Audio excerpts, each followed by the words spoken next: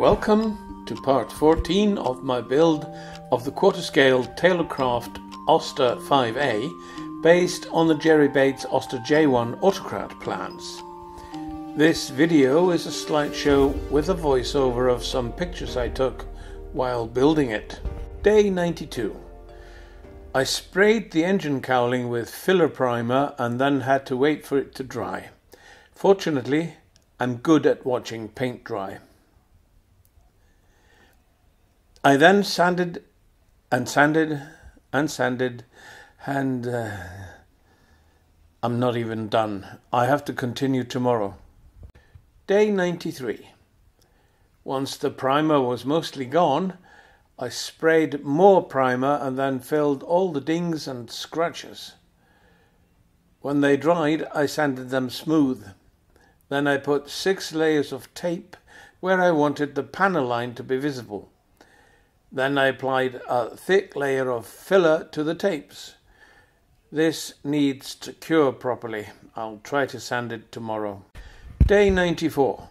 Here I have sanded and primed the plate edge of the engine cover. There are vents on the front of the cover. I cut the frame out of aluminium and glued it in place after opening the holes. This looks a bit like Iron Man, Tony Stark. And then I put some rivets on the flaps. This is not absolutely necessary, but they were there, so I had to add them. Day 95. The morning was spent making a pattern for the windshield. I used stiff plastic that I cut and taped together to get the shape I needed.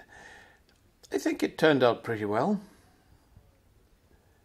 Before I glue the windshield on, I had to make the aileron pulleys that are in the leading edge of the wing and the wires that run down into the dashboard. Day 96.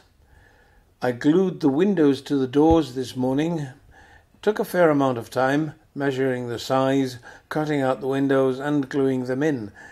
There are 2 windows in each door, and they could slide back and forth, but I'm just going to keep them fixed.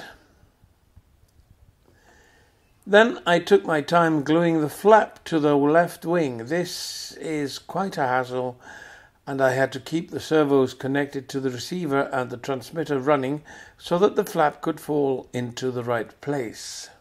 Day 97. The left wing has both control surfaces and is ready for use. Day 98. I spent the whole morning making brackets for the tail braces and then assembling them with forks I bought from Mick Reeves in England and 1.5mm steel wires that I silver soldered. The forks are threaded in opposite directions, so both tighten or loosen if you turn the brace.